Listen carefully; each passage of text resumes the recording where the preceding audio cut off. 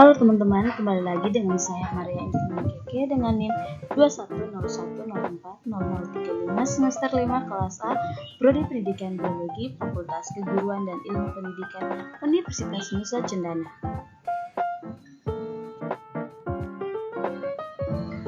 Pada video kali ini saya akan menjelaskan tentang analisis butir soal, validitas, reliabilitas.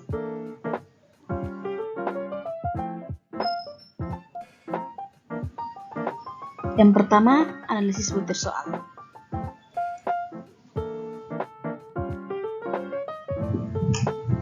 Apa itu analisis butir soal? Jadi menurut Sudijono 1995 dalam Ratnamni 2012 mengatakan bahwa analisis butir soal adalah identifikasi terhadap kualitas butir-butir soal dilihat dari segi validitas, reliabilitas, daya pembeda, tingkat kesukaran, dan pola jawaban soal. Sebuah soal dikatakan baik atau berkualitas apabila memenuhi persyaratan yaitu reliable, tingkat kesukaran sedang, dan daya beda soal yang baik.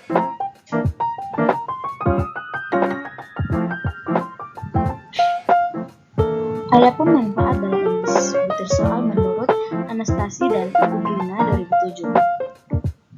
Yang pertama, dapat membantu para pengguna tes dalam evaluasi atas tes yang digunakan. Yang kedua, sangat relevan bagi penyusunan tes informal dan lokal seperti tes yang disiapkan guru untuk peserta didik di kelas. Yang ketiga, mendukung penulisan butir soal yang efektif. Yang keempat, secara materi dapat memperbaiki tes di kelas. Dan yang kelima, dapat meningkatkan validitas soal dan reliabilitas. Yang kedua, validitas.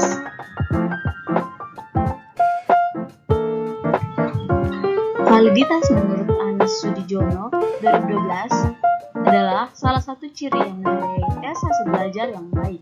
Untuk dapat menentukan apakah tes hasil belajar telah memiliki validitas atau daya ketetapan mengukur dapat dilakukan dari dua segi.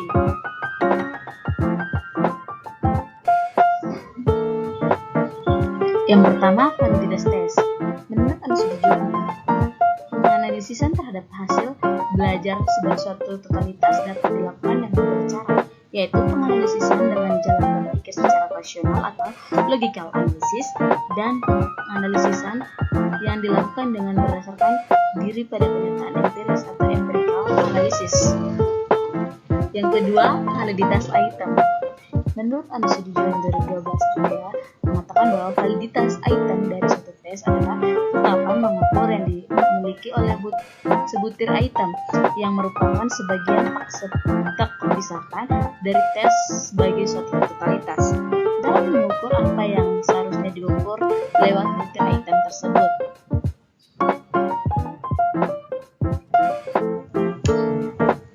Yang ketiga, reliabilitas.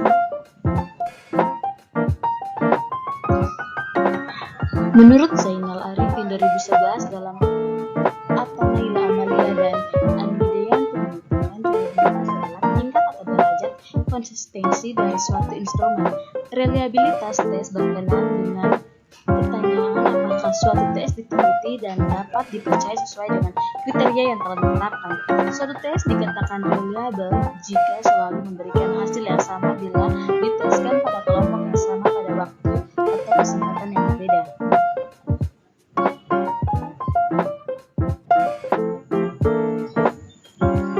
Pengukuran reliabilitas dapat dilakukan dengan 5 cara. Yang pertama, reliabilitas tes retest, di mana metode paling jelas untuk menemukan reliabilitas skor tes ialah mengulang tes yang sama pada kesempatan kedua.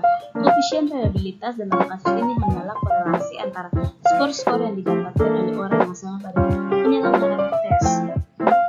Yang kedua, reliabilitas bentuk alternatif, yaitu satu cara untuk menghindari kesulitan yang ditemukan dalam reliabilitas tes dan tes ulang dalam melalui penggunaan bentuk-bentuk tes lainnya. Dengan demikian, orang yang sama bisa dites dengan satu bentuk pada kesempatan pertama dan bentuk lain yang ekuivalen pada kesempatan kedua.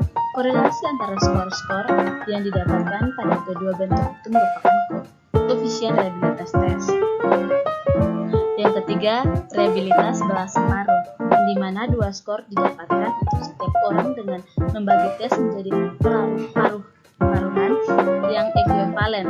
Tampak bahwa realitas belah separuh merupakan ukuran konsisten dalam kaitan dengan sampling isi. Stabilitas sementara skor-skor tidak masuk dalam realitas semacam itu karena hanya ada satu kesempatan tes.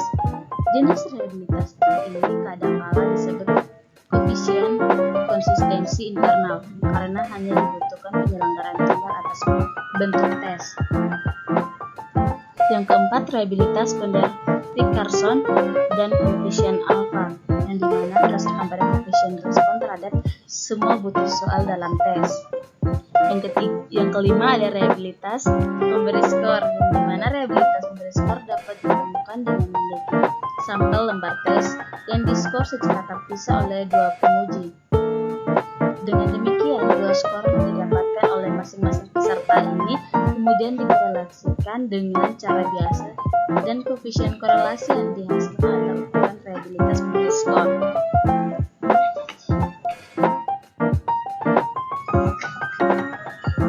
Terima kasih teman-teman telah menyaksikan video ini. Jangan lupa like, comment, share, and subscribe. Bye-bye.